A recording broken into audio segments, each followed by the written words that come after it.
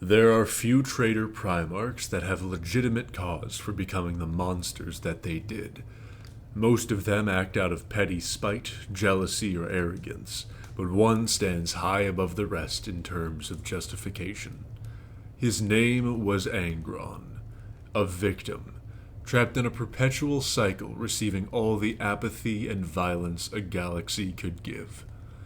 Every chance Angron had to stand up was seized, yet he would still be knocked down time and time again. Few would attempt to understand his plight, viewing him as an irredeemable savage, and even less could hope to understand. Several millennia of barbarism forced upon Angron would transform him into the beast that we know him to be today. A kind soul, broken by the cruelty of others, his tale would be a true tragedy in red. The story of Angron will be an eternity of anguish written in the blood of those who had tormented him. It's time we discuss the Lord of the Red Sands. Our story begins on a planet named Nuceria. Nuceria was a world whose governance was defined by a small group of wealthy oppressors, keeping their thumb on all who would attempt to escape the squalor of poverty. As a means to fulfill their own bloodthirsty desires, they would host gladiatorial slaughters, with slavers augmenting the strongest of Nucerians and forcing them into combat. Angron's fate would see him found high in the Deshelica mountain range, terribly beaten and surrounded by dead aliens. Barely alive, he was sold into slavery and immediately thrown into the killing pits. With tears in his eyes, the child Angron was forced to kill every other gladiator in this arena, or face death himself. Angron would survive, but he would be no less horrified and ashamed of what he was forced to do that day. Because of his success in the pit, he was dragged to the most popular coliseum in Nuceria, and was forced to become a gladiator. Angron's ascension saw him becoming the greatest gladiator the arenas had ever witnessed, raised by a fellow gladiator named Oenimus. Despite being able to tear any opponent he laid eyes upon to shreds, he would still maintain a level of dignity.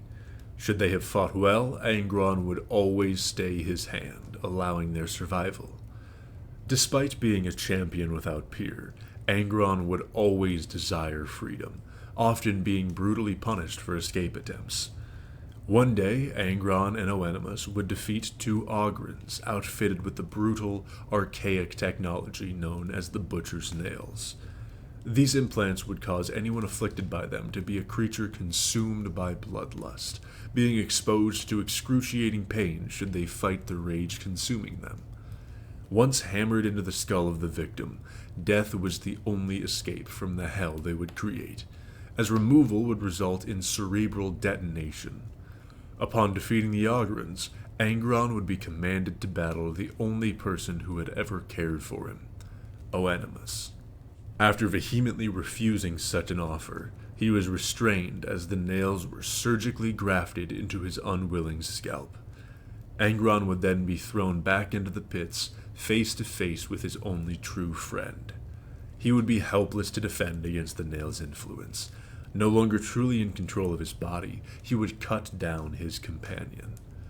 Upon the red clearing from his vision and observing what he had done, he would release a blood-curdling cry that would echo for nearly a week.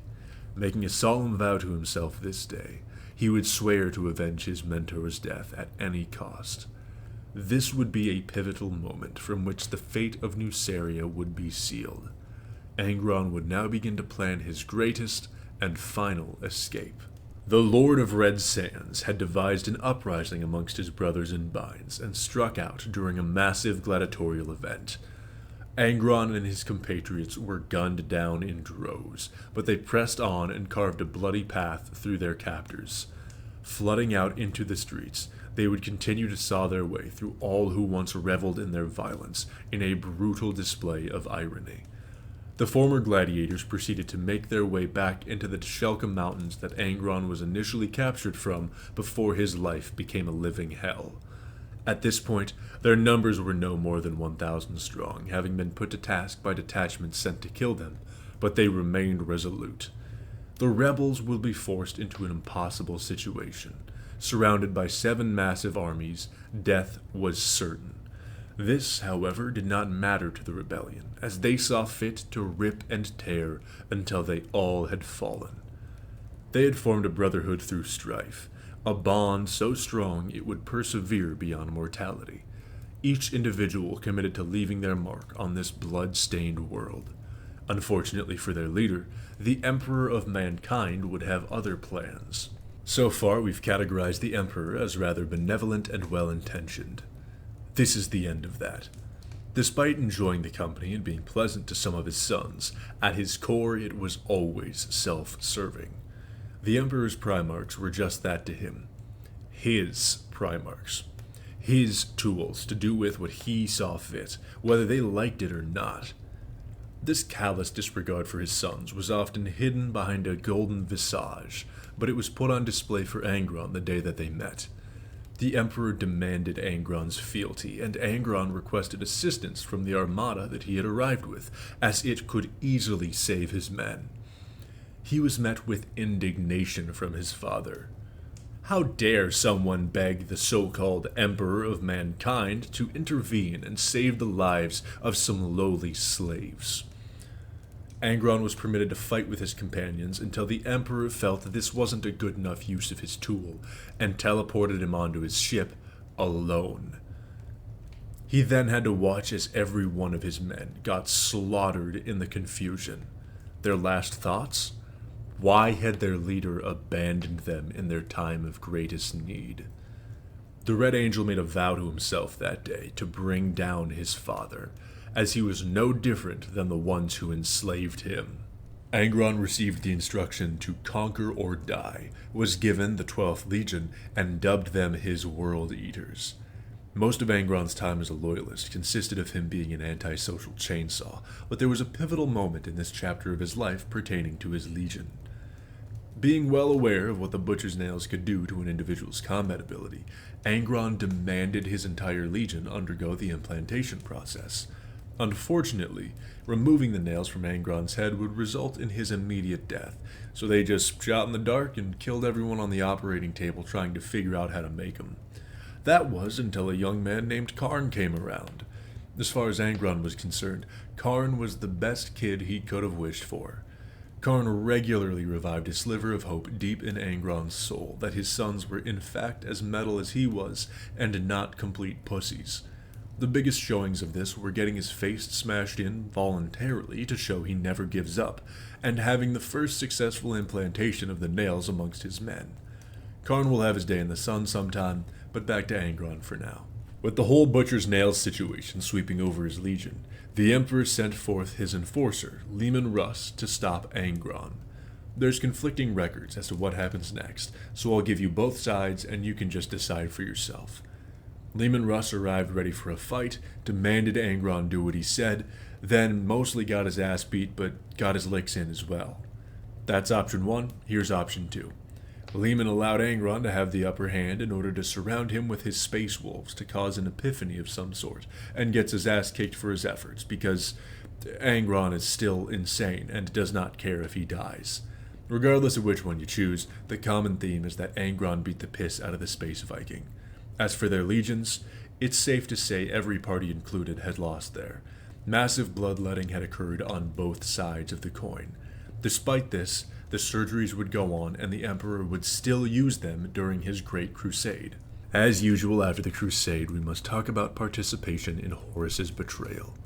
Angron was an obvious choice to turn against the Empire in the galactic rebellion to come, and of everyone, he was by far the most merited. Honestly, he didn't get any more devious or aggressive. He was the same chainsaw as before, simply pointed towards its wielder now. Even after his evolution, which we'll discuss in a moment, the folly of Angron in combat will forever be his savage nature. Predicting his next move is like predicting the actions of a feral beast. As terrifying and powerful as he is, once you've discovered how to best him, you always will. But he was such a boon in terms of being a violent force that it was seen as an acceptable trade-off. A man and his legion with no direction other than a hunger for revenge and violence. For time's sake, we can take a step over a few battles and focus on his work in Nuceria, a world that was under Rabute Guilliman's protection at the time. If that name rings a bell, it's because it was Angron's home planet, and it was time for its reckoning. The first place Angron visited were the scattered remains of his true family, strewn about the ruins of the mountains. He then went to see what had become of the planet since his involuntary exit. Soon he came to find the history of the slave masters had painted him as a coward who abandoned his men and condemned them all to death. Watching his citizens reveled in the deaths of his compatriots, he ordered every last drop of blood in the city to be spilled for their wrongdoings. This escalated to the entire world, purging Nuceria of the filth left inhabiting its surface, all washed away in a wave of crimson. Enter Rebute Guilliman. What ensues is possibly my favorite interaction between Primarchs in all of Warhammer, even above the fight between Lorgar and Corvus, because it was more than a simple brawl. It was a conversation that highlighted just how badly Angron had been treated his entire life, in a way his brothers never quite grasped. I don't often give excerpts, so forgive me, but I would be remiss if I didn't deliver this to you. This all comes after Guilliman calls Angron childish for the razing of the city. Childish? Childish? The people of your world named you Great One. The people of mine called me slave. Which of us landed on a paradise of civilization to be raised by a foster father, Rebute? Which one was given armies to lead after training in the halls of the Macragian High Riders? Which one of us inherited a strong, cultured kingdom? And which one of us had to rise up against a kingdom with nothing but a horde of starving slaves? Which one of us was a child, enslaved on a world of monsters, with his brain cut up by carving knives? Listen to your blue-clad wretches yelling of courage and honor. Do you even know the meaning of those words? Courage is fighting the kingdom that enslaves you, no matter that their armies overshadow yours 10,000 to 1. You know nothing of courage. Honor is resisting a tyrant when all others suckle and grow fat on the hypocrisy he feeds them. You know nothing of honor. To which Guilliman brushes off by saying Angron was still as much a slave as ever in his typical privileged jag-off attitude. Thankfully, Angron then beats the brakes off of Guilliman, and Lorgar actually saves the Boy Scout's life inadvertently. The rage exuding from Angron was so palpable it was sending waves crashing through the warp, and Lorgar used that power to transform his brother. Angron's muscles froze in place while the immeasurable power of the Chaos God of War, Khorne, caused a metamorphosis within him. From this moment he would be reborn as an avatar of pure rage and hatred, with singular focus, spilling blood for the Blood God. He had finally transformed into the monster everyone had always considered him to be since his days upon Nuceria. The Ultramarines then fled from the planet, and Angron saw to the extinction of its human populace. The rest of his role in the Heresy was that of an unchained pit bull named Cupcake finding its way into a preschool. Pivotal moments like his fight with Perturabo will be discussed at length in the Lord of Iron's video, and his fight with Sanguinius is in his video. So we're just going to talk about that time he got trapped in a box and what he's doing lately, so we can finish up here and hopefully lighten the mood a little bit. By the time to serve the Emperor his eviction notice, Angron had been completely brainwashed by Khorne and turned into a meat grinder. So he's in his ship, screaming at Horus to let him play point at the attack of the palace. Completely ignores Horus, going like, hey, dude, look, that's fine. We'll drop you down soon. Just be patient because you'll be vaporized if you enter orbit. And Angron was just, no! Like, he just wanted to go straight into orbit. Vaporization be damned. And then, to make matters worse, Horus ends up giving the lead to Mortarion, and Buddy flips his shit entirely. But he's still on his own ship. So, just with reckless abandon, he hauls his ass through the ship playing Killdozer, and he was damn near going to blow the thing up by killing the entire engine crew. And then Karn shows up again, thank God. Karn being on demon time every waking moment of his life didn't say much. He just threw his hands up and got to work, which is clinically insane. However, I would like you to keep in mind, Karn catches so many bodies that he's got a built-in kill counter inside of his helmet, and Khorne, the god of killing people, considers him to be that dude. He's got his own private room of skulls in Khorne's little palace. Angron wanted to take this position as assistant to the regional manager, and I'll be honest, the guy made a pretty fair argument. He beat the Mick-fuck out of his kid and got him apple slices instead of fries. However, before he was able to kill him, Karn slapped a teleporter on Angron and put him in that death labyrinth in the basement of Conrad's ship. The labyrinth works very well for keeping someone lost if they're trying to get out through conventional means, but Angron doesn't really do conventional. He just does what we call front aggressive behavior. Whatever's in front of him, he's just gonna break. And turns out, you can begin escaping a labyrinth by picking a straight line and breaking everything, including walls, until you get out. Finally, everyone on that ship decided, you know what? He wants to be on the ground.